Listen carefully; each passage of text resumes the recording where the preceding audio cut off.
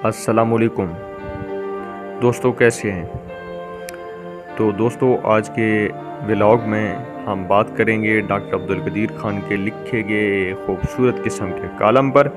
Doctor Abdul Qadeer Khan ने column में क्या लिखा, ये सब जानने के लिए हमारी वीडियो को मुकम्मल तौर पर देखिएगा। डॉक्टर अब्दुल कदीर खान लिखते हैं कि हुसैन अमन शिराजी साहब को कौन नहीं जानता। डॉक्टर अब्दुल कदीर खान लिखते हैं कि हमगीर शख्सियत के मालिक, पुरमिज़ाह, हमेशा मुस्कराता चेहरा, हमेशा बाहर की तरह नौजवान। 1976 और 2021 में कोई तब्दीली नज़र नहीं आई। अल्लाह पाक नज़र बद से महफूज रखे। सदाबहारी की वजह गालिबन मिजाहिया बातें करना, मिजाहिया बातें तहरीर करना और मिजाहिया बातें सुनाना है, कबल इसके कि उनकी नई और दिल को मोह लेने वाली किताब पर कुछ लिखने की जिसारत करूं। आपको 1976 में लिए चलता हूँ। डॉक्टर अब्दुल कदीर खान लिखते हैं कि जुलाई 1976 के अवाखिर में भुट्टो साहब मरहूम, अल्लाह उनको जन्नतुल फिरदौस में आला मकाम अता फरमाए। डॉक्टर अब्दुल कदीर खान लिखते हैं कि भुट्टो साहब मरहूम ने एटमी हथियारों की तैयारी का प्रोग्राम मेरी निगरानी में एटॉमिक एनर्जी कमीशन से अलहदा कर दिया। मैं 6 माह से वहाँ एडवाइज़र के तौर पर काम कर रहा था और काम क्या झक मार रहा था। डॉक्टर अब्दुल कदीर खान लिखते हैं कि उन्होंने भुट्टो साहब को ख़त लिखा कि इस तरह ये काम नामुमकिन है और मैं वापस हालैंड जा रहा हूँ। उन्होंने मुलाकात के लिए फ़ौरन बुलाया और तमाम तफसीलात सुनने के बाद मुनीर अहमद खान सिर्फ BSc इलेक्ट्रिकल इंजीनियरिंग हैं और अमेरिका के गुमनाम पॉलीटेक्निकल इंस्टीट्यूट से 9 माह का डिप्लोमा इसी फील्ड में हासिल कर रखा है। प्रोजेक्ट को फ़ौरन अलहदा करके मुझे इसका सरबराह बना दिया गया। हम दिलो जान से काम में लग गए। पुरानी बिल्डिंग, गैराजेस और एयरपोर्ट के सामने का काम शुरू कर दिया। डॉक्टर अब्दुल कदीर खान लिखते हैं कि तमाम सामान हवाई जहाज़ से मंगवाया जाने लगा कि हमारे पास वक्त बहुत कम था। डॉक्टर अब्दुल कदीर खान के मुताबिक भुट्टो साहब ने वो तमाम सहूलतें दे दीं जो खुद मुख्तार तरीक़ा से काम करने के लिए ज़रूरी थी। सामान जब इस्लामाबाद एयरपोर्ट पर आने लगा तो एक दिन मेजर सदीक ने बताया कि कस्टम ऑफिसर साहब सामान खोल कर देखना चाहते हैं।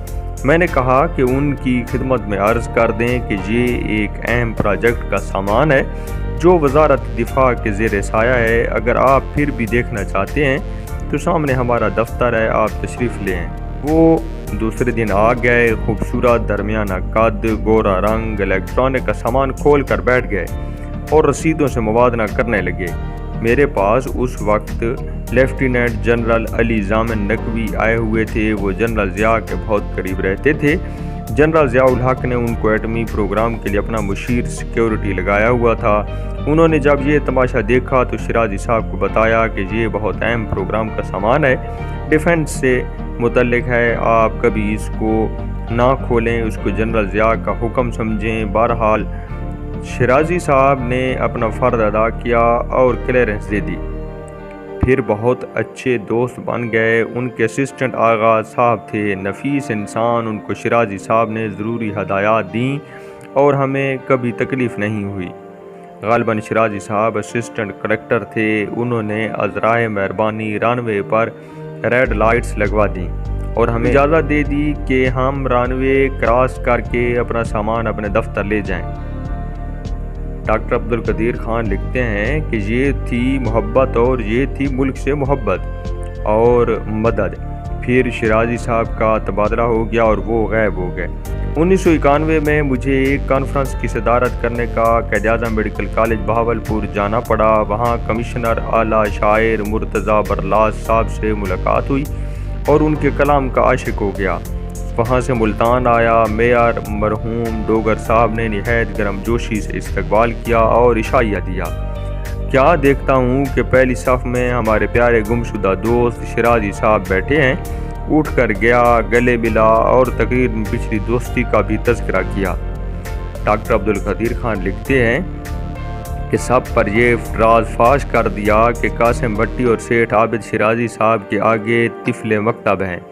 शिराजी साहब ने न्यूक्लियर टेक्नोलॉजी और कहूटा का जितना सामान बग़ैर इंस्पेक्शन और बग़ैर ड्यूटी निकाला, इसकी बदौलत ہم بہت جلد ایٹمی قوت بن گئے۔ لوگ ہنس پڑے اور اس طرح شیرازی صاحب سے رابطہ قائم ہو گیا اور پھر وہ لاہور آ گئے۔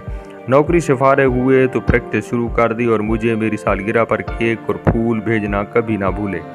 چند سال پہلے میرے عزیز دوست جناب شوکت ورک اور میں نے کئی ساتھیوں کے ساتھ لاہور میں ایک فلاحی اسپتال تعمیر کرنے کا فیصلہ کیا۔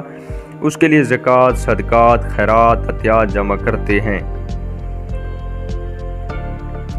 ایک OPD بنائی جہاں پچھلے چند برسوں میں 7 لاکھ مریضوں کا مفت علاج کیا ہے اور دوائیں بھی مفت دی ہیں۔ ہم تمام مخیر حضرات کے تہ دل سے شکر گزار ہیں۔ اس فلاحی کام میں بھی شیرازی صاحب نے بہت مدد اور رہنمائی کی اور اب بھی رہنمائی اور مدد فرما رہے ہیں۔ دیکھیے، باتیں بہت اہم تھیں کہ میں آپ کو شیرازی صاحب کی پوشیدہ اعلیٰ شخصیت سے متعارف کرواؤں۔ اللہ پاک ان کو تندرست، خوش و خرم رکھے اور طویل عمر عطا فرمائے، آمین۔ ڈاکٹر عبدالقدیر خان لکھتے ہیں کہ اب چند باتیں دعوت شیراز سے متعلق۔ دیکھیے، شیرازی ماہر اہل قلم ہیں۔ ان کی اس سے پیشتر شائع کردہ کتاب بابو نگر نے تمام شائع شدہ کتابوں کے ریکارڈ توڑ دیے۔ کئی ایڈیشن شائع ہوئے ہیں۔ اگرچہ یہ یورپ اور امریکہ کے مصنف ہوتے تو یہ ارب پتی بن گئے ہوتے۔ یہاں بیچارے غریب لوگ کم ہی کتب خریدتے ہیں، مگر جو پڑھے لکھے اور صاحب استعداد ہیں وہ شیرازی صاحب کی کتاب شائع ہوتے ہی حاصل کرتے ہیں۔ ان کی مقبولیت کا وہی حال ہے جو 50 کی دہائی میں ابن صفی کی جاسوسی کتاب کی مقبولیت کا تھا۔ بابو نگر اور دعوت شیراز طنز و مزاح کا خزینہ ہیں۔ آپ کو نہ صرف مزاحیہ باتیں ملیں گی بلکہ ان میں چھپی ہوئی ہدایات و نصیحتیں ملیں گی۔ دعوت شیراز پر جناب امجد اسلام امجد اور جناب خورشید ربانی صاحب نے نہایت اعلیٰ تاثرات شائع کیے ہیں۔ ان دونوں ماہرین نے شیرازی صاحب کی شخصیت اور کتاب کے ہر پہلو پر تبصرہ کیا ہے اور نہایت اعلیٰ اشعار بھی اس میں پیش کیے ہیں۔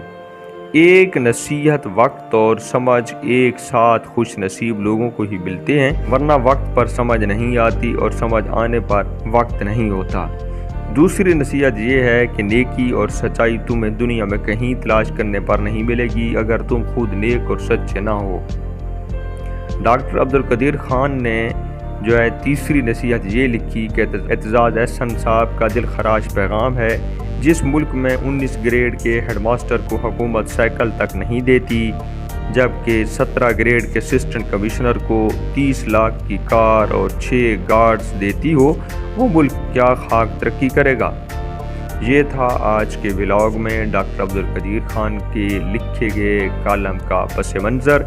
دوستو، ہماری نئی ویڈیوز دیکھنے کے لیے ہمارے YouTube چینل وال نیٹ ورک کو سبسکرائب کیجئے، ویڈیو کو لائک کیجئے اور اچھے کمنٹس کیجئے۔